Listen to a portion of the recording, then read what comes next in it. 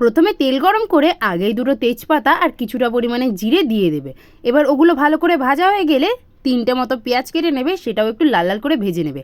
আর এদিকে নিয়েছিলাম আমি একেবারে পুরো বোনলেস চিকেন, আর সেটাকে আমি খুব ছোট ছোট করে কেটে নিয়েছিলাম। এবার পেঁয়াজগুলোর মধ্যে চিকেনগুলো দিয়ে বেশ ভালো করে অনেকক্ষণ নাড়তে হবে, যতক্ষণ না চিকেনটা ভাজা ভাজা অবস্থায় হচ্ছে। তারপরে ওর মধ্যে দিয়ে দেবে আদা রসুন কুচি, চাইলে কিন্তু বেটেও দিতে পারো। আর এদিকে দেবে টমেটো আর লঙ্কা। এবার সব কিছুকে একসাথে দিয়ে খুব ভালো করে আবারও কিন্তু অনেকক্ষণ নাড়তে হবে সব কিছুকে একসাথে। বেশ কিছুক্ষণ নাড়ার পরে ওর মধ্যে দিয়ে দেবে পরিমাণ মতো নুন আর হলুদ।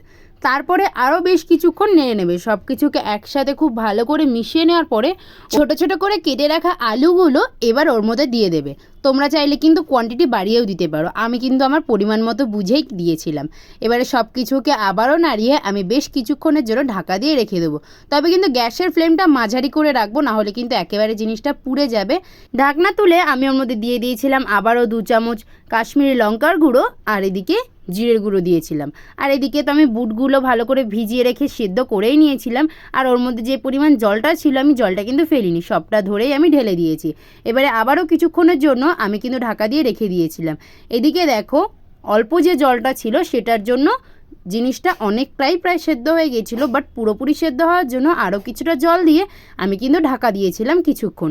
তারপরে এদিকে কিন্তু আমাদের রান্না পুরোপুরি তৈরি। আর তাড়াতাড়ি পরোটা বানিয়ে নাও একটু, খেতে কিন্তু দারুণ হয়েছিল। টাটা।